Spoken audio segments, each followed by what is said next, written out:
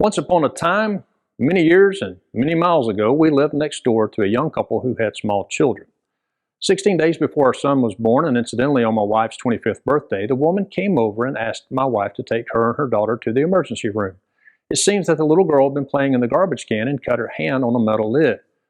She needed stitches, and of course my wife obliged and took them. I guess we somehow innately knew to childproof our garbage cans, or maybe that little girl's experience stayed in our minds long enough that, well, we just didn't do things like that. Occasionally, I'm sure we forgotten threw something away that might have been dangerous to our son, but metal lids just were never among those items. He never seemed very interested in digging through the garbage anyway, because he had his cars to play with and that kept him busy. The lesson is that we must not play around in the garbage. It's just not that we might get cut, but it's just plain nasty, disgusting even. Nothing in there needs to ever touch a human hand again. If you've ever had to dig through the garbage to find something that was accidentally thrown away, you may know exactly what I'm talking about. I mistakenly threw away a small envelope a couple of years ago. That's nothing abnormal, I guess, but it just so happened to have what to me was a large amount of cash in it. Trying to find it was not fun, but at least my effort was rewarded because I did find the money. Our kids learned not to reach into the garbage can. The little girl next door hopefully learned that lesson too. I already knew it, but sometimes a man has to do what a man has to do, and then take a shower. There are times in our lives when we reach into the garbage without even looking. No, not the actual garbage can where we put our refuse. I'm referring to looking for friendships or companionships in those people in whom we should not. Then making many choices that are poor at best.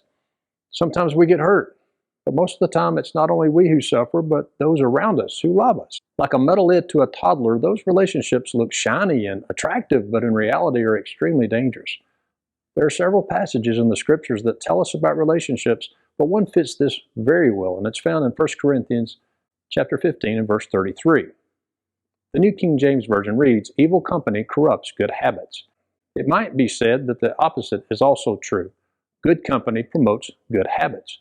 No doubt, we all know that being around good moral people on a regular basis will most likely cause us to develop habits like theirs.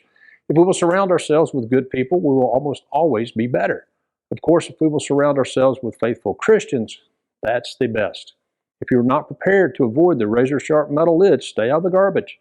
If you are not prepared to smell like it, stay out of the garbage. But don't miss this. Make friends with people who will help you get to heaven, not those who will help you get to hell. Don't think you're going to fix them. You can't.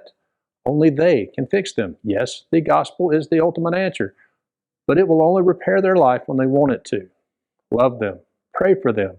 But don't reach down into that garbage can unless you are strong enough to not get cut or stink. This has been the Mississippi Gospel Minute.